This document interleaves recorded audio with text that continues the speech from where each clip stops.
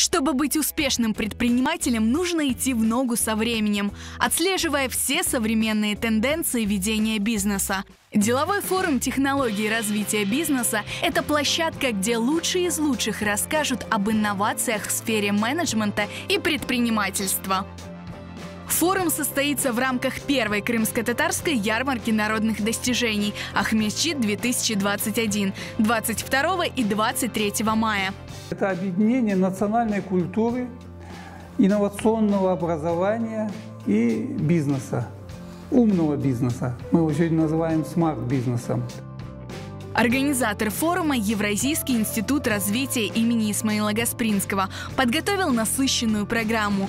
Гостей ждут семинары и мастер-классы по различным направлениям, встречи с интересными спикерами. Среди них известные крымско-татарские бизнесмены и меценаты, которые поделятся своей историей успеха, раскроют секреты построения бизнеса, расскажут об эффективных подходах в развитии и масштабировании своего дела. На форуме будет 4 секции.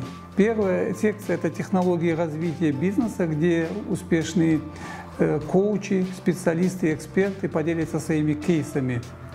На второй секции будут программы государственной поддержки малого и среднего бизнеса.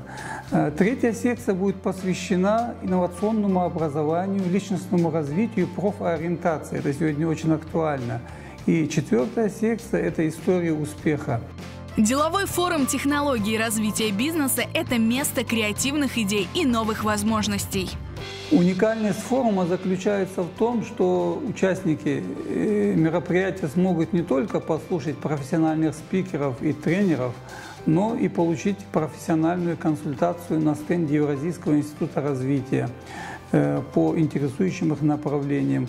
Приглашаем предпринимателей и всех желающих принять участие в деловом форуме технологии развития бизнеса. Bu milli ticaret ve medeniyetimizin birleşkeni yerdir. Buyurunuz dostlar, bekliyoruz.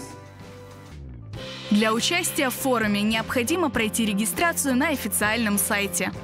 Приглашаем вас на первую крымско-татарскую ярмарку народных достижений «Ахмедчит-2021» 22 и 23 мая в этнокомплекс «Сарабус».